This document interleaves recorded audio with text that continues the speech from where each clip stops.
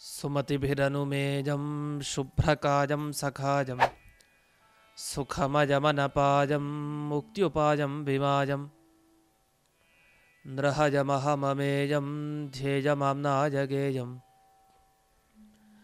सदजमसदजेजं श्रीसहाजं भजेजम् अभ्रमं भङ्गरहितम् अजडं विमलं सदा आनन्दतीर्थमतुलं भजे तापत्रयापहम् भवति यदनुभावात्येडमूकोऽपि वाग्मि जडमतिरपि जन्तुर्जायते प्राज्ञमौलिः सकलवचनचेतो देवता भारती सा मम वचसि निधत्तां सन्निधिं मानसे च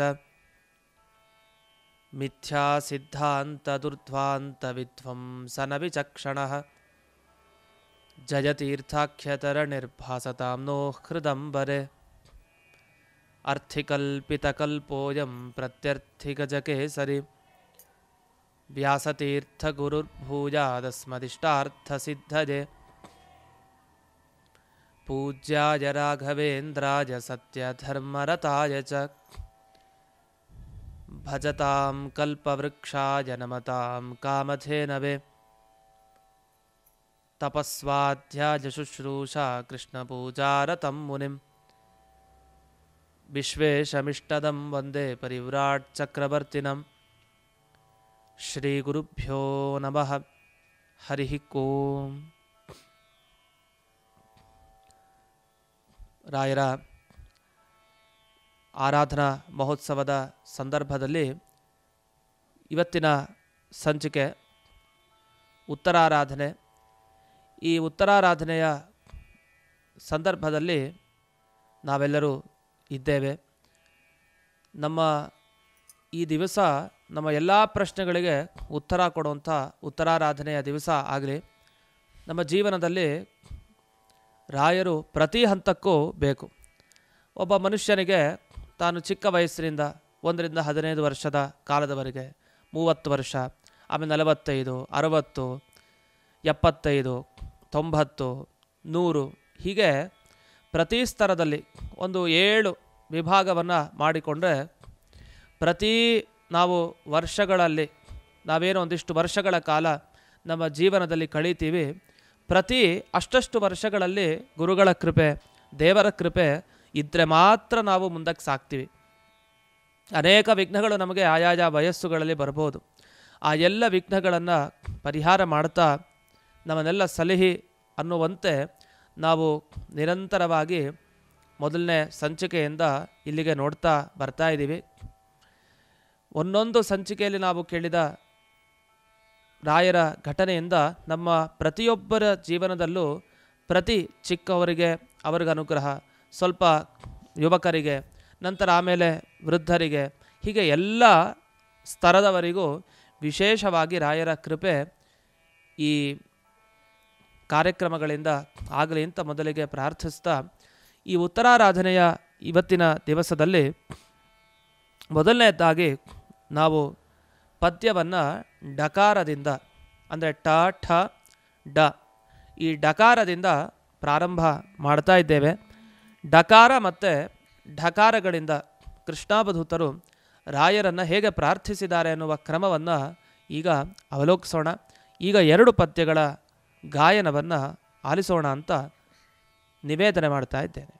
श्रीराघवेन्द्रार्य श्रीराघवेन्द्रार्य श्रीराघवेन्द्रार्य पाहि प्रभो श्रीराघवेन्द्रार्य श्रीराघवेन्द्रार्य श्रीराघवेन्द्रार्य पाहि प्रभो डाकिन्यपस्मार घोरादिकोग्रग्रहोच्चाटनोदग्र वीरग्र्यभो श्रीराघवेन्द्रार्य श्रीराघवेन्द्रार्य श्रीराघवेन्द्रार्य पाहि प्रभो ढक्कादिकध्वानविद्रावितानेकदुर्वादिगोमायु सङ्घातभो श्रीराघवेन्द्रार्य श्रीराघवेन्द्रार्य श्रीराघवेन्द्रार्ಯ ಪಾಹಿ ಪ್ರಭೋ. ಇಲ್ಲಿವರೆಗೆ ನಾವು ಒಂದು ಡಾಕಿನಿ ಮತ್ತು ಢಕ್ಕ ಅಂತ ಎರಡು ಶಬ್ದಗಳನ್ನು ಕೇಳ್ತಾ ನಾವು ಸುಂದರವಾದ ಪದ್ಯಗಳನ್ನು ಗಾಯನದಲ್ಲಿ ಕೇಳಿದ್ವಿ.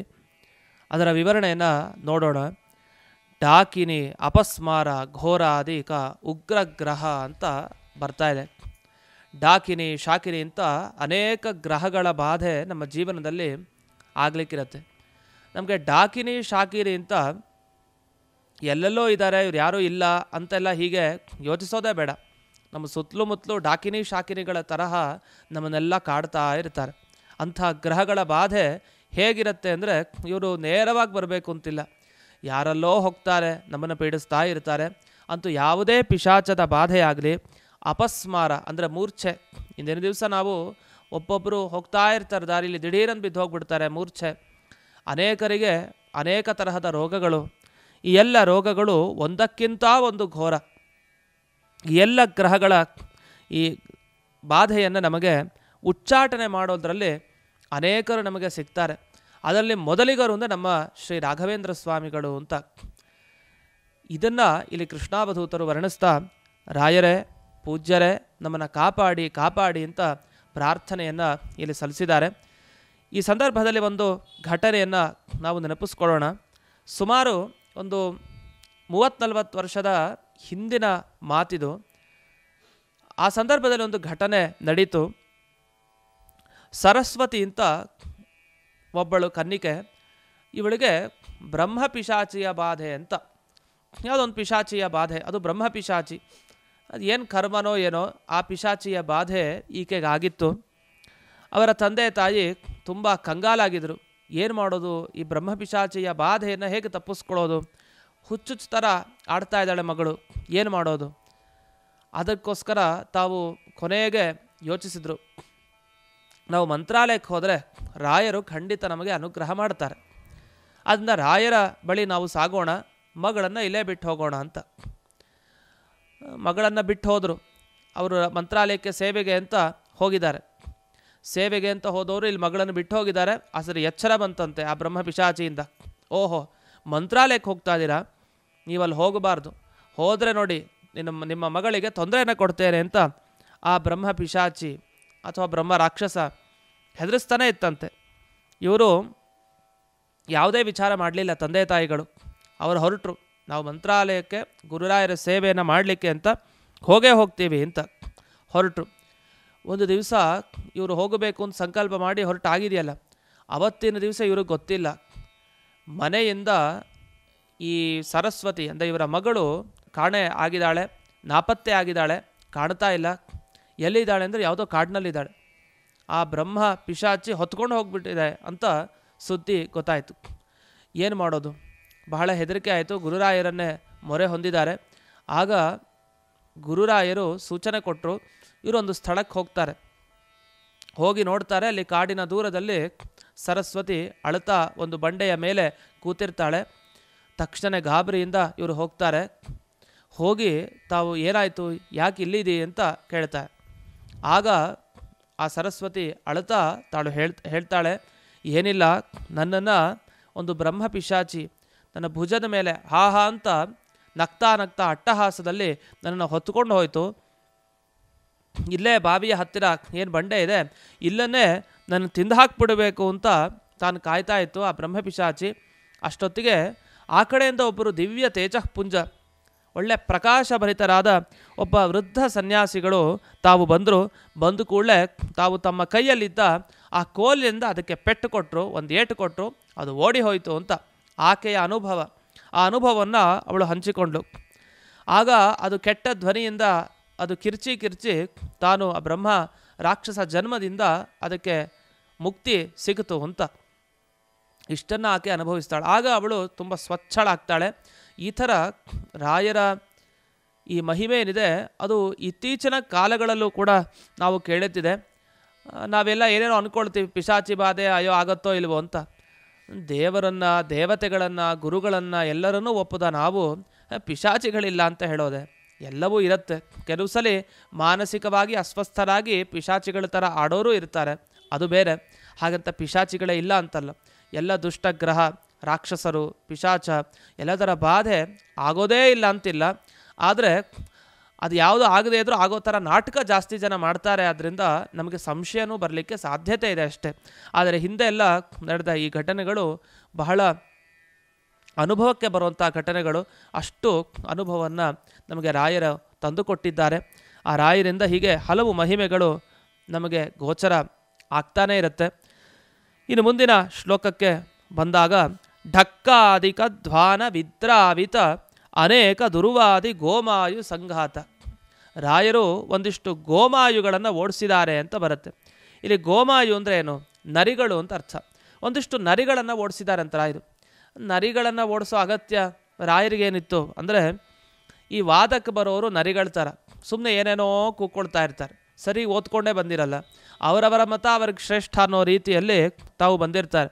ಆದರೆ ಆ ಎಲ್ಲ ಕಡೆ ರಾಯರು ಢಕ್ಕಾ ಧ್ವನಿ, ನಾವೆಲ್ಲ ಮೃದಂಗ, ಢಕ್ಕೆ ಅಂತೆಲ್ಲ ಕೇಳಿರ್ತೀವಿ, ಇದರ ಧ್ವನಿಯನ್ನು ಮಾಡಿ ಅವರನ್ನೆಲ್ಲ ಓಡಿಸಿದ್ದಾರೆ. ಈ ನರಿಗಳಿಗೆ ಕೆಲವು ಧ್ವನಿ, ಸಿಂಹದ ಗರ್ಜನೆ, ಕೆಲವು ಧ್ವನಿ ಎಲ್ಲ ಆಗಲ್ಲ, ಅದು ಓಡಿ ಹೋಗ್ತವೆ. ಆ ಥರ ಈ ಢಕ್ಕ ಮೊದಲಾದ ಈ ವಾದ್ಯಗಳ ಶಬ್ದಗಳನ್ನು ಮಾಡ್ತಾ ದೂರಕ್ಕೆ ಅನೇಕ ಕೆಟ್ಟ ವಾದ ಮಾಡೋರನ್ನ ಓಡಿಸಿದ್ದಾರೆ ರಾಯರು. ಅಂದರೆ ಎಲ್ಲ ಕಡೆ ಹರಿಸರ್ವೋತ್ತಮ, ವಾಯುಜೀವೋತ್ತಮ ಅನ್ನೋ ತತ್ವವನ್ನು ತಾವು ಹೊರಹೊಮ್ಮಿಸ್ತಾ ಎಲ್ಲ ಇಂಥ ಕ್ಷುದ್ರರನ್ನು ಓಡಿಸಿದ್ದಾರೆ. ಇಂಥ ರಾಯರು ನಮಗೆ ರಕ್ಷಣೆ ಮಾಡಲಿ ಅಂತ ತಾವು ಪ್ರಾರ್ಥನೆ ಮಾಡಿದ್ದಾರೆ. ಇದು ಮುಂದಿನ ಶ್ಲೋಕ. ನಾತ್ಮಾದಿ ಅಂತ ನಕಾರದಿಂದ ಪ್ರಾರಂಭ ಆಗುವ ಶ್ಲೋಕ. ಹಾಗೆ ತಾಪತ್ರಯ ಅಂತ ತವರ್ಗದ ಮೊದಲನೇ ಅಕ್ಷರ. ಆ ಎರಡು ಪದ್ಯಗಳನ್ನು ನೋಡೋಣ, ಅದರ ಅರ್ಥ ಅನುಸಂಧಾನವನ್ನು ಮುಂದಕ್ಕೆ ಚಿಂತನೆ ಮಾಡೋಣ ಅಂತ ನಿವೇದನೆ ಮಾಡ್ತಾ ಇದ್ದೇನೆ. ಯಾವುದೇ ಬಾಧೆಗಳಾದರೂ ಅದು ಶ್ರೀ ರಾಘವೇಂದ್ರ ಸ್ವಾಮಿಗಳ ಸೇವೆಯಿಂದ ಎಲ್ಲ ಬಾಧೆಗಳು ಪರಿಹಾರ ಆಗತ್ತೆ ಅಂತ ಆಚಾರ್ಯರು ಸುಂದರವಾಗಿ ತಿಳಿಸಿಕೊಟ್ರು. ಅವರಿಗೆ ನಮನಗಳನ್ನು ತಿಳಿಸುತ್ತಾ ಈಗ ಮುಂದಿನ ಪದ್ಯಗಳನ್ನು ಗಮನಿಸೋಣ. ಶ್ರೀರಾಘವೇಂದ್ರಾರ್ಯ ಶ್ರೀರಾಘವೇಂದ್ರಾರ್ಯ ಶ್ರೀರಾಘವೇಂದ್ರಾರ್ಯ ಪಾಹಿ ಪ್ರಭೋ. ಶ್ರೀರಾಘವೇಂದ್ರಾರ್ಯ ಶ್ರೀರಾಘವೇಂದ್ರಾರ್ಯ ಶ್ರೀರಾಘವೇಂದ್ರಾರ್ಯ ಪಾಹಿ ಪ್ರಭೋ. ನಾತ್ಮಾದಿಮಾತ್ರಾರ್ಣಲಕ್ಷ್ಯಾರ್ಥಕ ಶ್ರೀಪತಿಧ್ಯಾನಸನ್ನದ್ಧ ಧೀಸಿದ್ಧ ಭೋ. ಶ್ರೀರಾಘವೇಂದ್ರಾರ್ಯ ಶ್ರೀರಾಘವೇಂದ್ರಾರ್ಯ ಶ್ರೀರಾಘವೇಂದ್ರಾರ್ಯ ಪಾಹಿ ಪ್ರಭೋ. ತಾಪತ್ರಯ ಪ್ರೌಢಬಾಧಾಭಿಭೂತಸ್ಯ ಭಕ್ತಸ್ಯ ತಾಪತ್ರಯಂ ಹಂಸಿ ಭೋ. ಶ್ರೀರಾಘವೇಂದ್ರಾರ್ಯ ಶ್ರೀರಾಘವೇಂದ್ರಾರ್ಯ ಶ್ರೀರಾಘವೇಂದ್ರಾರ್ಯ ಪಾಹಿ ಪ್ರಭೋ. ಶ್ರೀರಾಘವೇಂದ್ರಾರ್ಯ ಪಾಹಿ ಪ್ರಭೋ. ನಮ್ಮ ತಾಪತ್ರಯಗಳನ್ನು ಪರಿಹರಿಸುವಂಥವರು ರಾಯರು. ಅದನ್ನು ಕೃಷ್ಣಾವಧೂತರು ತಾಪತ್ರಯ ಪ್ರೌಢಾಭಿಭೂತಸ್ಯ ಅಂತ ಧ್ಯಾನ ಮಾಡಿದ್ದಾರೆ. ನಮ್ಮ ತಾಪತ್ರಯಗಳನ್ನು ಪರಿಹಾರ ಮಾಡ್ತಾರೆ ಅಂದರೆ ಅವರಿಗೂ ತಾಪತ್ರಯಗಳಿರಬಾರ್ದು. ನಿಜ, ರಾಯರಿಗೆ ಏನು ತಾಪತ್ರಯ, ಯಾವ ತಾಪಗಳು ಅವರಿಗಿಲ್ಲ. ಅವರಿಗೆ ತಾಪ ಇದೆ ನಿಜ. ಯಾವ ರೀತಿ ತಾಪ? ಜನರೆಲ್ಲ ಒದ್ದಾಡ್ತಾ ಇದ್ದಾರೆ ಅಂದರೆ ಅದೇ ಅವರಿಗೆ ತಾಪ. ದೊಡ್ಡವರಿಗೆ ತಾಪ ಆಗೋದು ಅಂದರೆ ಹೀಗೆ, ಅವರು ಯಾವುದೇ ಬ್ರಾಹ್ಮಣ, ಕ್ಷತ್ರಿಯ, ವೈಶ್ಯ, ಶೂದ್ರರು ಯಾರೇ ಆಗಲಿ, ಇವರೆಲ್ಲ ತಾಪಕ್ಕೊಳಗಾಗಿದ್ದಾರೆ ಅಂದರೆ ಅವ್ರಿಗೆ ಬಹಳ ದುಃಖ, ಅದನ್ನು ಸಹಿಸಲಿಕ್ಕಾಗಲ್ಲ. ಅವರಿಗೆ ಇಂಥ ತಾಪಗಳೇನಿದೆ ಅದು ಆಗೋದೇ ಇಲ್ಲ ತಡಿಲಿಕ್ಕೆ. ಇನ್ಯಾವುದೇ ತಾಪ ಅವ್ರಿಗೆ ಆಗಲ್ಲ. ಯಾರು ಭಕ್ತರು ನೊಂದಿದ್ದಾರೆ, ಕಷ್ಟಪಡ್ತಾ ಇದ್ದಾರೆ ಅಂದರೆ ಆ ತಾಪವನ್ನು ಹೋಗಲಾಡಿಸಲಿಕ್ಕೆ ನಿರಂತರ ಪ್ರಯತ್ನವನ್ನು ಮಾಡ್ತಾ ನಮಗೆ ಅನುಗ್ರಹ ಮಾಡ್ತಾ ಇರ್ತಾರೆ ರಾಯರು. ಅಂಥ ರಾಯರು ತಾವು ಸುಖವನ್ನು ಪಡೆದಿದ್ದಾರೆ, ಪೂರ್ಣ ಸುಖ. ಅವರು ಪೂರ್ಣ ಸುಖ ಪಡೆದಿದ್ದರಿಂದಲೇ ಇನ್ನೊಬ್ಬರಿಗೆ ಸುಖ ಕೊಡಲಿಕ್ಕೆ ಸಾಧ್ಯ, ನಮ್ಗೆ ಅನುಗ್ರಹ ಮಾಡಲಿಕ್ಕೆ ಸಾಧ್ಯ. ಅದು ಹೇಗೆ ಅವರು ಪೂರ್ತಿ ಸುಖವನ್ನು ಪಡೆದಿದ್ದಾರೆ ಅಂದರೆ, ಅವರು ಈ ಪ್ರತಿ ಅಕ್ಷರಗಳಿಂದ ಈ ಪ್ರತಿಯೊಂದು ಅಕ್ಷರಗಳಿಂದ ಆ ಭಗವಂತನ ಅರ್ಚನೆಯನ್ನು, ಧ್ಯಾನವನ್ನು, ಜಪವನ್ನು ಮಾಡ್ತಾ ಬಂದಿದ್ದಾರೆ. ಅಂದರೆ ಆ ಅಂದರೆ ಅಜ, ಆ ಅಂದರೆ ಆನಂದ, ಈ ಅಂದರೆ ಇಂದ್ರ. ಹೀಗೆ ಪ್ರತಿ ಅಕ್ಷರಗಳಿಗೆ ದೇವರ ಒಂದೊಂದು ರೂಪಗಳಿದೆ. ಹೆಸರು ಅಜ, ಆನಂದ, ಇಂದ್ರ ಅಂತ ಆ ವಿಷ್ಣುವಿನ, ಕೃಷ್ಣನ, ನಾರಾಯಣನ ಅನೇಕ ರೂಪಗಳು. ಅದರಲ್ಲಿ ನಾತ್ಮಾದಿ, ನಾತ್ಮ ಅಂತ ಓಂ ನಂ ನಾತ್ಮನೇ ನಮಃ ಅಂತ ಕೃಷ್ಣಾವಧೂತರು ಈ ನಕಾರವನ್ನು ತಾವು ಉಚ್ಚರಿಸಿ ನಾತ್ಮ ಅನ್ನೋ ಭಗವಂತನ ರೂಪವನ್ನು ಇಲ್ಲಿ ತಿಳಿಸಿಕೊಟ್ಟಿದ್ದಾರೆ. ನ ಅಂದರೆ ಸುಖ ಅಂತ ಅರ್ಥ. ನಮಗೆ ಕೃಷ್ಣ ಅಂತಲೇ ಣ ಬರುತ್ತೆ. ಆ ಣ ಏನಿದೆ, ಆ ಣ ಅನ್ನೋದು ಸುಖವನ್ನು ಹೇಳ್ತಾ ಇದೆ. ಅಂಥ ಸುಖ ಸ್ವರೂಪಿಯಾದ ಆ ದೇವರ ಅನೇಕ ರೂಪಗಳನ್ನು ಪ್ರತಿನಿತ್ಯ ತಮ್ಮ ದೇಹದಲ್ಲಿ ಮಾತೃಕಾನ್ಯಾಸವನ್ನು ಮಾಡ್ತಾ ಮಾಡ್ತಾ ಚಿಂತನೆ ಮಾಡಿದ್ದಾರೆ. ಮಾತೃಕಾನ್ಯಾಸ ಅಂದರೆ ನಾವು ದಿವಸ ಮಾಡುವಂಥ ಒಳ್ಳೆಯ ಅನುಷ್ಠಾನ. ಮಾತೃಕೆಗಳು ಅಂದರೆ ಅಕ್ಷರಮಾಲೆ ಅಂತ ಅರ್ಥ. ನಾವು ಚಿಕ್ಕವರಿದ್ದಾಗ ಅಭ್ಯಾಸ ಮಾಡಿರ್ತೀವಿ. ಅಕಾರ, ಇಕಾರ, ಬುಕಾರ, ಈ ಅಕ್ಷರಮಾಲೆಗಳಿಗೆ ಮಾತೃಕೆ ಅಂತ ಕರೀತಾರೆ. ಈ ಒಂದೊಂದು ಮಾತೃಕೆಯನ್ನು ನಾವು ಅವತ್ತಿನ ದಿವಸ ಕಲಿತು ಮರೆಯೋದಲ್ಲ. ಪ್ರತಿ ದಿವಸ ನಾವು ಧಾರ್ಮಿಕ ವಿಧಿಗಳಲ್ಲಿ, ಅಂದರೆ ದೇವರ ಪೂಜೆಯ ಸಂದರ್ಭದಲ್ಲಿ, ಜಪ ಮಾಡುವಂಥ ಸಂದರ್ಭದಲ್ಲಿ ಪ್ರತಿಯೊಂದು ಆ ಈ ಅನ್ನೋದಕ್ಕೆ ಒಂದೊಂದು ಭಗವಂತನ ರೂಪಗಳಿದೆ. ಅದನ್ನು ನಮ್ಮ ಮೈಯನ್ನು ಮುಟ್ಕೊಳ್ತಾ ಒಂದೊಂದು ಕಡೆ ಮುಖಭಾಗ, ತುಟಿ ಭಾಗ, ಬಾಹು, ಕೈ ಮತ್ತು ಬೆರಳುಗಳು, ಹೀಗೆ ಕಾಲಿನವರೆಗೆ, ಬುಡದವರೆಗೆ ಅಂತೂ ಎಲ್ಲ ಭಾಗಗಳಿರೋ ಪ್ರತಿಯೊಂದು ಅಕ್ಷರಗಳಿಂದ ಹೇಳುವಂಥ ಭಗವಂತನ ಅನುಸಂಧಾನ ಮಾಡ್ತಾ ನಮ್ಮ ಒಳಗಡೆ ಸದಾ ನಮಗೆ ಶಕ್ತಿಯನ್ನು ನೀಡಿ ನಮಗೆ ಪ್ರೇರೇಪಣೆ ಮಾಡುವಂಥ ಪ್ರತಿ ದಿವಸ ಮಾತೃಕಾನ್ಯಾಸವನ್ನು ಮಾಡುವಂಥ ಕ್ರಮ ನಮ್ಮ ಸಂಪ್ರದಾಯಗಳಲ್ಲಿ ನಾವು ಕೇಳ್ತೀವಿ. ಇದೇ ಮಾತೃಕಾನ್ಯಾಸವನ್ನು ರಾಯರು ಎಷ್ಟೆಷ್ಟು ಬಾರಿ ಮಾಡಿದ್ದಾರೆ. ಅವರ ದೇಹ ಅದು ಅತಿ ಪವಿತ್ರಿತ ಭಗವಂತನ ಆವಾಸ ಸ್ಥಾನ. ಅವರು ಸುಖಮಯನಾದ ಆ ನಾತ್ಮ ಅನ್ನೋ ಭಗವಂತನ ರೂಪವನ್ನು ಧ್ಯಾನ ಮಾಡ್ತಾ ಮಾಡ್ತಾ ಧ್ಯಾನ ಸನ್ನದ್ಧ ಧೀ ಸಿದ್ಧಭೋ, ಒಳ್ಳೆಯ ಬುದ್ಧಿಯನ್ನು ಪಡೆದು ಸಿದ್ಧ ಪುರುಷರಾಗಿದ್ದಾರೆ ರಾಯರು. ಅಂಥ ರಾಯರೇ ನೀವು ನಮಗೆ ಕಾಪಾಡಿ ಅಂತ ಪ್ರಾರ್ಥನೆ ಇಲ್ಲಿ ಕೃಷ್ಣಾವಧೂತರು ಮಾಡಿದ್ದಾರೆ. ಇನ್ನು ಮುಂದೆ ತಾಪತ್ರಯ ಪ್ರೌಢ ಬಾಧಾಭಿಭೂತಸ್ಯ, ಆಧ್ಯಾತ್ಮಿಕ, ಆದಿಭೌತಿಕ, ಆದಿದೈವಿಕ ಅನ್ನುವ 3 ತಾಪಗಳು ನಮಗೆ ಸಹಜವಾಗಿರುತ್ತೆ. ಮನಸ್ಸಿನ ಒಳಗಡೆ ಏನೋ ಗೊಂದಲ, ಮತ್ತು ಯಾವುದೋ ಶಾಪಕ್ಕೆ ನಾವು ಗುರಿಯಾಗಿದ್ದೀವಿ, ಮತ್ತು ಎಷ್ಟೋ ಸಲ ನಮ್ಮ ರೋಗಗಳ ಬಾಧೆ, ಹೊರಗಿನ ರೋಗಗಳು ದೇಹಕ್ಕೆ, ಹೀಗೆ ಅನೇಕ ತಾಪಗಳಿಂದ ಬಳಲ್ತಾ ಇದ್ದೇವೆ. ಈ ಎಲ್ಲ ಭಕ್ತರ ತಾಪಗಳನ್ನು ಪರಿಹಾರ ಮಾಡಿ ಪ್ರಭುವೇ, ನೀವು ಪರಿಹಾರ ಮಾಡ್ತಾ ಇದ್ದೀರಿ, ನಮಗೂ ಮಾಡಿ ಅಂತ ಕೃಷ್ಣಾವಧೂತರು ಬೇಡಿಕೊಂಡಿದ್ದಾರೆ. ಇದರ ಮಧ್ಯದಲ್ಲಿ ನಾವೊಂದು ಸುಂದರವಾದ ಘಟನೆಗೆ ಬರೋಣ. ಈ ಘಟನೆ ನಡೆದಿದ್ದು ನೋಡಿ, ಎಷ್ಟು ಆಶ್ಚರ್ಯ ಘಟನೆ ಇದು. ಇಲ್ಲಿ ಈ ಘಟನೆಯನ್ನು ಗಮನಿಸಿದಾಗ ನಾವು ತಿಳಿಬೇಕಾದ ಅಂಶ ನಮಗೆ ಕೊನೆಗೆ ಗೊತ್ತಾಗುತ್ತೆ. ಈ ಘಟನೆಯನ್ನು ಮೊದಲಿಗೆ ನಾವು ಕೇಳೋಣ. ಮೈಸೂರು ಹತ್ತಿರ ಒಂದು ಕಡೆ ವೃಂದಾವನ ಸ್ಥಾಪನೆ ಮಾಡಬೇಕು, ರಾಯರ ಮೃತ್ತಿಕಾ ವೃಂದಾವನ ಅಂತ ಒಬ್ಬರು ಅಂದ್ಕೊಂಡ್ರು. ಸರಿ, ಒಬ್ಬ ಗೃಹಸ್ಥ ತಾನು ದೇವಸ್ಥಾನ ಕಟ್ಟಿಸಿ ಆದಮೇಲೆ ಮಂತ್ರಾಲಯದಿಂದ ಮೂಲ ಮೃತ್ತಿಕೆ ಏನಿದೆ ಅದನ್ನು ತರಿಸ್ಕೊಂಡು ಇಲ್ಲಿ ಮೃತ್ತಿಕಾ ವೃಂದಾವನವನ್ನು ಮಾಡೋಣ ಅಂತ ಒಂದು ಕಾರ್ಯಕ್ರಮವನ್ನು ಆಯೋಜನೆ ಮಾಡಿದ. ಸ್ಥಾಪನಾ ಮಹೋತ್ಸವದ ದಿವಸ ಯಾವತ್ತು ದೊಡ್ಡ ಯತಿಗಳನ್ನು ಕರೆಸಿ ಅವತ್ತಿನ ದಿವಸ ಮೃತ್ತಿಕಾ ವೃಂದಾವನ ಪ್ರತಿಷ್ಠೆ ಮಾಡಬೇಕು ಅಂತ ಅಂದ್ಕೊಂಡ್ರೋ ಅಂಥ ದಿವಸ ಒಬ್ಬ ಬ್ರಾಹ್ಮಣ ಬಂದಂತೆ. ಇವರಿಗೆ ಮೃತ್ತಿಕೆ ಮಾತ್ರ ಇತ್ತು, ಜೊತೆಗೆ ರಾಯರ ಪ್ರಸಾದ ಮತ್ತು ರಾಯರ ಮಂತ್ರಾಕ್ಷತೆ ಇದೆರಡೂ ಇರಲಿಲ್ಲ. ಕೇವಲ ಮೂಲ ಮೃತ್ತಿಕೆಯನ್ನು ಮಾತ್ರ ಇಸ್ಕೊಂಡಿದ್ರು. ಒಬ್ಬ ಬ್ರಾಹ್ಮಣ ತಾನು ಬಂದು ಆ ಗೃಹಸ್ಥನಿಗೆ ಹೇಳಿದ್ದಂತೆ, ನೋಡು, ನೀನು ಲೋಕ ಕಲ್ಯಾಣಕ್ಕಾಗಿ ಮೃತ್ತಿಕಾ ವೃಂದಾವನ ಪ್ರತಿಷ್ಠೆ ಮಾಡ್ತಾ ಇದ್ದಿ, ಅಂದರೆ ಎಲ್ಲರಿಗೂ ತಾಪತ್ರಯ ಪರಿಹಾರ ಆಗಲಿ, ಎಲ್ಲ ಜನರಿಗೆ ಯಾವುದೇ ರೀತಿಯ ಬಾಧೆ ಆಗದೇ ಇರಲಿ, ಸುಖವನ್ನು ಪಡೀಲಿ ಎಲ್ಲರೂ ಅಂತ ನೀನು ಮೃತ್ತಿಕಾ ವೃಂದಾವನ ಪ್ರತಿಷ್ಠೆ ಮಾಡ್ತಾ ಇದ್ದಿ. ಮೂಲ ಮೃತ್ತಿಕೆ ಅಂತೂ ನಿನಗೆ ಸಿಕ್ತು, ಮಂತ್ರಾಕ್ಷತೆ ಪ್ರಸಾದ ಎಲ್ಲ ಈ ಸಿಗ್ತಾ ನಿನಗೆ ಅಂತ. ಇಲ್ಲ, ಯಾಕೆಂದರೆ ಅವತ್ತು ಅಚಾನಕ್ಕಾಗಿ ಎರಡನ್ನು ಮರೆತು ಬಂದಿರ್ತಾರೆ ಮಂತ್ರಾಲಯದಿಂದ, ಅದು ಸಿಕ್ಕಿರಲ್ಲ.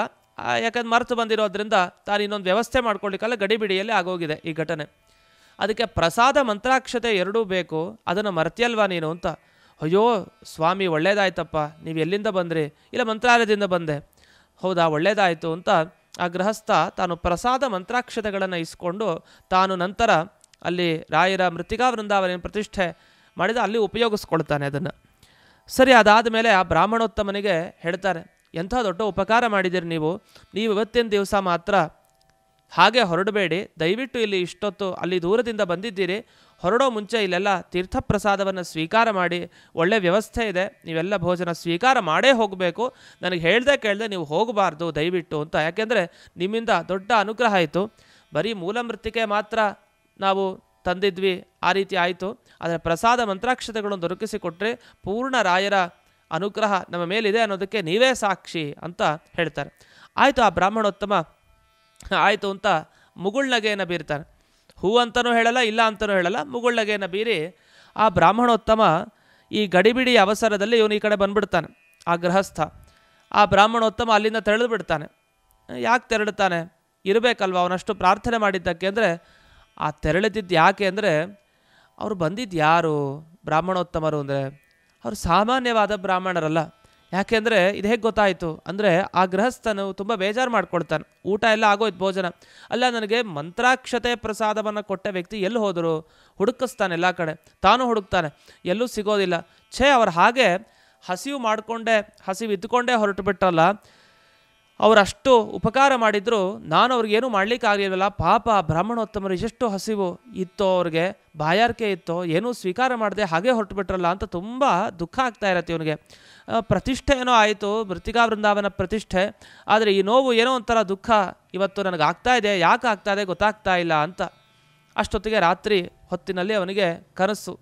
ಆ ಕನಸಿನಲ್ಲಿ ರಾಯರು ಬಂದಿದ್ದಾರೆ. ನೀನು ಯಾಕಪ್ಪ ಬೇಜಾರು ಮಾಡ್ಕೊಳ್ತಾ ಇದ್ದೆ, ನನಗೆ ತೃಪ್ತಿಯಾಗಿದೆ, ನಾನು ಹೊರಟಿದ್ದು ಈ ಪ್ರತಿಷ್ಠೆಯಿಂದ ಅಂತ. ಆಗ ಅವನಿಗೆ ಜ್ಞಾನೋದಯ ಆಯಿತು.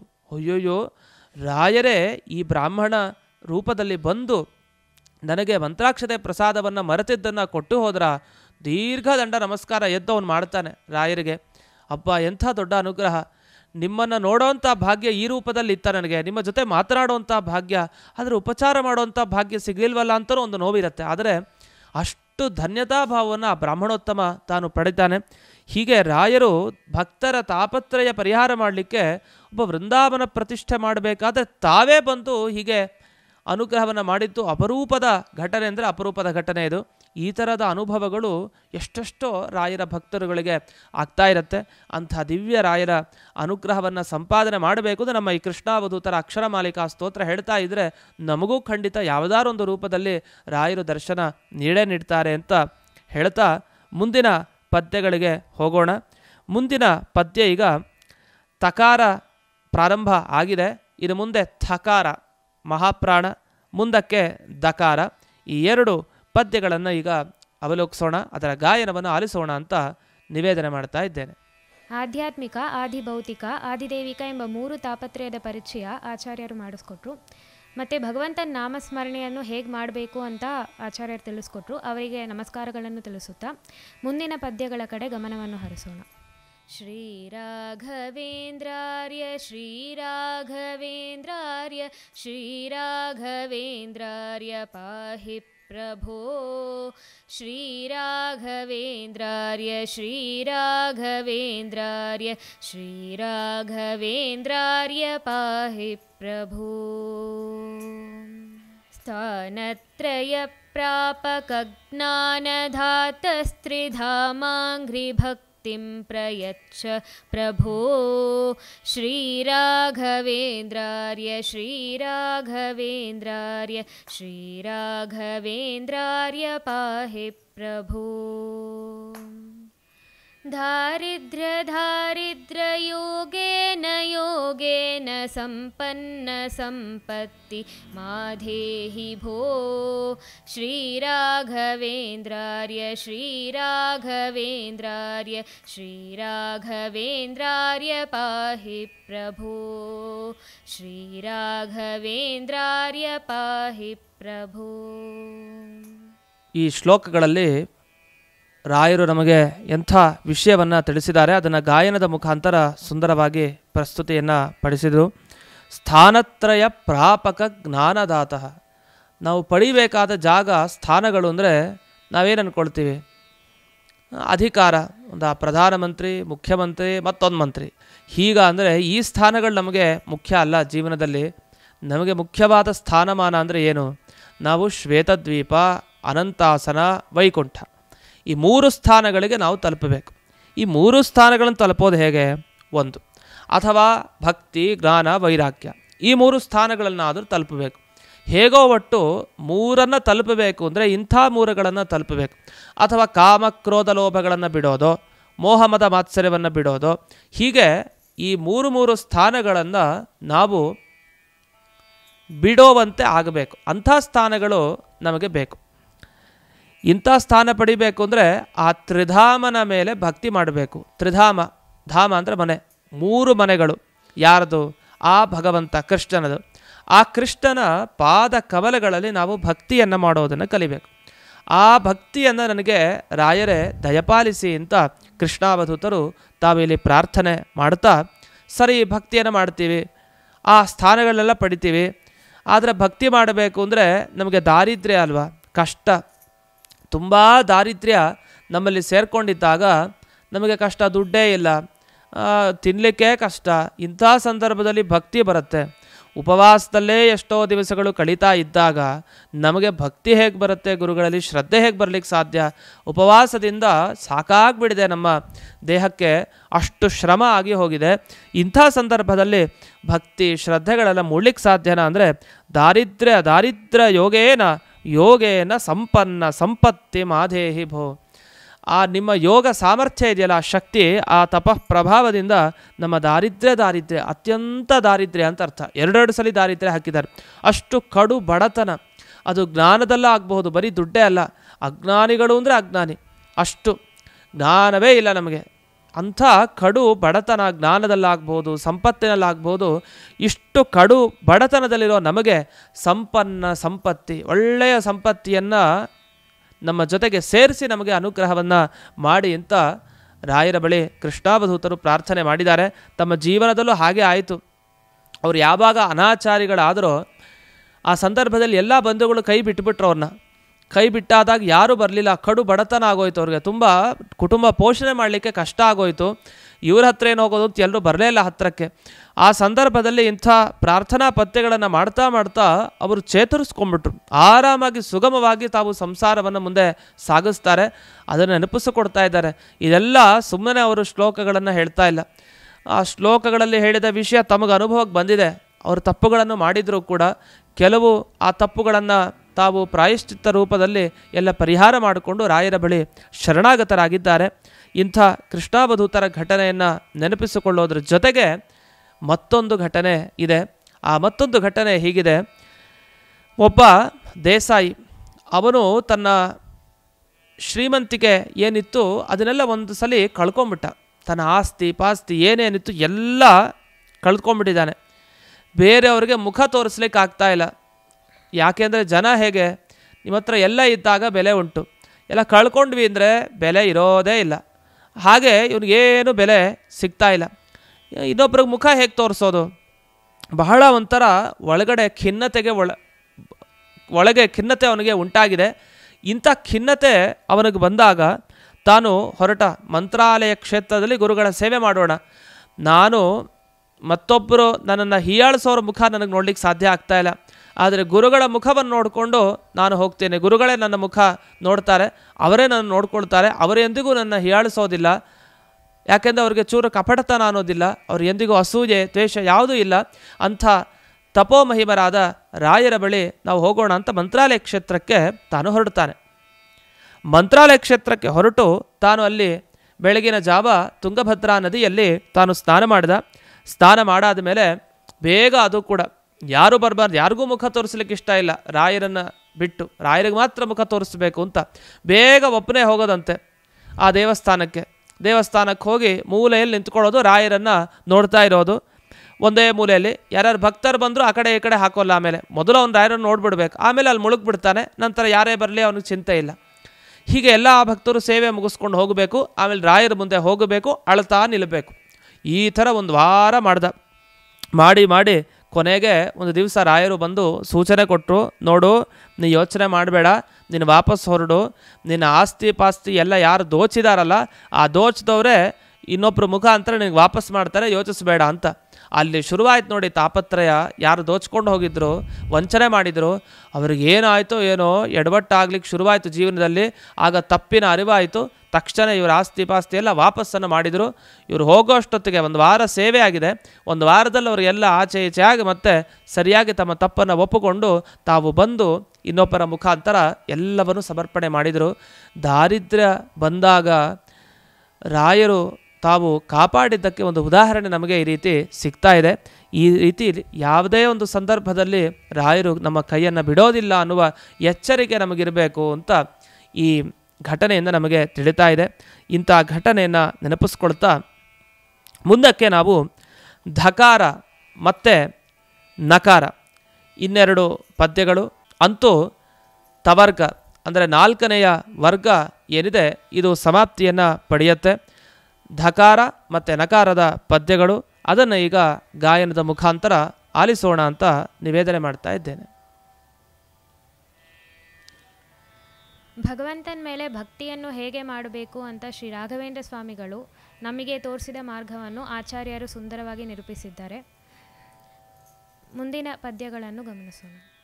ಶ್ರೀರಾಘವೇಂದ್ರಾರ್ಯ ಶ್ರೀರಾಘವೇಂದ್ರಾರ್ಯ ಶ್ರೀರಾಘವೇಂದ್ರಾರ್ಯ ಪಾಹಿ ಪ್ರಭೋ ಶ್ರೀರಾಘವೇಂದ್ರಾರ್ಯ ಶ್ರೀರಾಘವೇಂದ್ರಾರ್ಯ ಶ್ರೀರಾಘವೇಂದ್ರಾರ್ಯ ಪಾಹಿ ಪ್ರಭೋ ಧಾವಂತಿ ತೇ ನಾಮಧೇಯಾಭಿಸಂಕೀರ್ತ್ಯನೇನೈನ ಸಾಮಾಶು ವೃಂದಾನಿ ಭೋ ಶ್ರೀರಾಘವೇಂದ್ರಾರ್ಯ ಶ್ರೀರಾಘವೇಂದ್ರಾರ್ಯ ಶ್ರೀರಾಘವೇಂದ್ರಾರ್ಯ ಪಾಹಿ ಪ್ರಭೋ ನಾನಾವಿಧಾನೇಕಜನ್ಮಾದಿದುಃಖೌಗತಃ ಸಾಧ್ವಸಂಸಂಹರೋದಾರ ಭೋ ಶ್ರೀರಾಘವೇಂದ್ರಾರ್ಯ ಶ್ರೀರಾಘವೇಂದ್ರಾರ್ಯ ಶ್ರೀರಾಘವೇಂದ್ರಾರ್ಯ ಪಾಹಿ ಪ್ರಭೋ. ಧಾವಂತಿತೆ ಅಂತ ಹೇಳಿದರು. ಈಗ ತಾನೇ ಪದ್ಯಗಳನ್ನು ಕೇಳಿದ್ವಿ. ಬಹಳ ಸುಂದರವಾದ ಪದ್ಯಗಳನ್ನು ಸುಂದರವಾಗಿ ಹೇಳಿದ್ದನ್ನು. ಧಾವಂತಿತೆ ಎಲ್ಲ ಓಡಿ ಹೋಗ್ತಾವೆ ಅಂತ ಹೇಳ್ತಾರೆ. ಏನು ಓಡಿ ಹೋಗೋದು, ಯಾವಾಗ ಏನು ಮಾಡಿದರೆ ಓಡಿ ಹೋಗ್ತಾವೆ ಅದನ್ನು ಮುಂದೆ ತಿಳಿಸ್ತಾರೆ. ನಾಮಧೇಯ ಅಭಿಸಂಕೀರ್ತ್ಯ, ರಾಯರ ನಾಮಧೇಯ ಶ್ರೀರಾಘವೇಂದ್ರ ಶ್ರೀರಾಘವೇಂದ್ರ, ಈ ಹೆಸರೇನಿದೆಯಲ್ಲ ಅದಕ್ಕೆ ಅಷ್ಟು ಶಕ್ತಿ ಇದೆ. ಅದನ್ನು ಹೇಳಿದ್ರೆ ನಮ್ಮ ಪಾಪಗಳ ರಾಶಿ ಏನಸ ಅಂತ, ಏನಸ ಅಂದರೆ ಪಾಪಗಳು, ಈ ಎಲ್ಲ ಪಾಪಗಳ ರಾಶಿ ನಮಗೆ ಓಡಿ ಹೋಗ್ತಾವೆ. ಅಂಥ ಒಂದೇ ಒಂದು ನಾಮಸ್ಮರಣೆಗೆ ಅಷ್ಟು ಶಕ್ತಿ ಇದೆ, ನಾಮೋಚ್ಚಾರಣೆಗೆ ಅಷ್ಟು ಶಕ್ತಿ ಇದೆ. ಅದು ಶ್ರೀ ರಾಘವೇಂದ್ರ ಅನ್ನುವ ಹೆಸರಿನ ಮಹಿಮೆ. ಅದನ್ನು ನಿರಂತರ ನಾವು ಹಾಗೆ ಹೇಳ್ತಾ ಹೇಳ್ತಾ ನಾವು ಅವರ ಅನುಗ್ರಹಕ್ಕೆ ಪಾತ್ರರಾಗಬೇಕು ಅಂತ ಕೃಷ್ಣಾವಧೂತರು ತಿಳಿಸ್ತಾ ಇದ್ದಾರೆ. ನಮ್ಮ ಎಲ್ಲರ ಅನುಭವಕ್ಕೆ ಇರುವಂಥ ವಿಷಯ ಇದು. ರಾಯರ ನಾಮಸ್ಮರಣೆ ಮಾಡ್ತಾ ಮಾಡ್ತಾ ಎಷ್ಟೋ ಜನ ಅದರಿಂದಲೇ ತಾವು ಎಲ್ಲ ಕಷ್ಟಗಳನ್ನು ತಾವು ಪರಿಹರಿಸ್ಕೊಳ್ತಾ ಇದ್ದಾರೆ. ಕೆಲವರು ಪೂಜ್ಯಾಯ ರಾಘವೇಂದ್ರಾಯ ಹೇಳಿ, ಕೆಲವರು ರಾಘವೇಂದ್ರಾಯ ನಮಃ ಅಂತ ಹೇಳಿ ಪರಿಹಾರ ಮಾಡ್ಕೊಂಡಿರೋರು ಅನೇಕ ಜನರಿದ್ದಾರೆ. ಅದು ಎಷ್ಟು ಅಂದರೆ ಈ ಜನ್ಮದ ದುಃಖ ಅಷ್ಟೇ ಅಲ್ಲ, ನಾನಾ ವಿಧ ಅನೇಕ ಜನ್ಮ, ಅನೇಕ ತರಹದ ಅನೇಕ ಪಶು ಪಕ್ಷಿ ಕೀಟ ಅನೇಕ ಜನ್ಮಗಳಲ್ಲಿ ನಮಗೆ ದುಃಖ ಆಗೋದಿರುತ್ತೆ ನಮ್ಮ ಪಾಪ ಕರ್ಮಗಳಿಗೆ. ಆದರೆ ಆ ಜನ್ಮ ಪಡೆದರೂ ನಾವು ದುಃಖವನ್ನು ಹೊಂದದೇ ಇರುವಂತೆ ರಾಯರೇ ನಮಗೆ ಇರೋಂಥ ಭಯವನ್ನು ಸಂಹಾರ ಮಾಡಿ ಚೆನ್ನಾಗಿ ಅದನ್ನು ಪರಿಹರಿಸ್ರಿ. ಉದಾರಿಗಳಾದ ನೀವು ಅದನ್ನೆಲ್ಲ ನಮ್ಮನ್ನು ಕಾಪಾಡ್ತಾ ಅದರಿಂದ ನಮ್ಮನ್ನು ರಕ್ಷಣೆ ಮಾಡಿರಿ ಅಂತ ರಾಯರ ಬಳಿ ಪ್ರಾರ್ಥನೆಯನ್ನು ಮಾಡ್ತಾ ಶ್ರೀ ರಾಘವೇಂದ್ರಾರ್ಯ ಶ್ರೀ ರಾಘವೇಂದ್ರಾರ್ಯ ಶ್ರೀ ರಾಘವೇಂದ್ರಾರ್ಯ ಪಾಹಿಪ್ರಭೋ ಅಂತ ಇಲ್ಲಿಗೆ ಈ ತವರ್ಗದ ಕೊನೆಯ ಅಕ್ಷರವಾದ ನಕಾರದಿಂದ ಶ್ರೀ ಕೃಷ್ಣಾವಧೂತರು ತಾವು ಪ್ರಾರ್ಥನೆಯನ್ನು ಮಾಡ್ತಾ ನಮಗೆ ಯಾವ ರೀತಿ ಪ್ರಾರ್ಥನೆಯನ್ನು ಮಾಡಬೇಕು ಅಂತ ತಿಳಿಸಿಕೊಟ್ಟು ಮಹದ ಅನುಗ್ರಹವನ್ನು ಅವರು ಮಾಡಿದ್ದಾರೆ. ಇಂಥ ಈ ಸಂಚಿಕೆ ಏನು ನಡೆದಿದೆ ಇವತ್ತು, ಇಂತಹ ಸಂಚಿಕೆಯ ಪ್ರಾಯೋಜಕರಾದವರನ್ನು ನಾವು ವಿಶೇಷವಾಗಿ ನೆನಪಿಸ್ಕೊಳ್ಬೇಕು. ಇವತ್ತಿನ ಸಂಚಿಕೆಯ ಪ್ರಾಯೋಜಕತ್ವವನ್ನು ವಹಿಸಿದವರು ಅನಂತ ಮತ್ತು ಕುಟುಂಬ, ಮಲ್ಲೇಶ್ವರ, ಬೆಂಗಳೂರು. ಇವರ ಕುಟುಂಬಕ್ಕೆ ವಿಶೇಷವಾಗಿ ಅನಂತವಾದ ಫಲಗಳನ್ನು ಆ ರಾಯರು ನಿರಂತರವಾಗಿ ನೀಡಲಿ ಅಂತ ಈ ಸಂದರ್ಭದಲ್ಲಿ ಪ್ರಾರ್ಥನೆಯನ್ನು ಮಾಡ್ತಾ ಈ ಸಂಚಿಕೆಯನ್ನು ಅಸ್ಮದ್ ಗುರುವಂತರ್ಗತ ವ್ಯಾಸತೀರ್ಥ ಗುರುವಂತರ್ಗತ ಭಾರತೀರಮಣ ಮುಖ್ಯ ಪ್ರಾಣಾಂತರ್ಗತ ಶ್ರೀಮನ್ಮೂಲ ಗೋಪಾಲಕೃಷ್ಣನಿಗೆ ಅರ್ಪಣೆಯನ್ನು ಮಾಡ್ತಾ ಇದ್ದೇವೆ. ಶ್ರೀಕೃಷ್ಣಾರ್ಪಣಮಸ್ತು.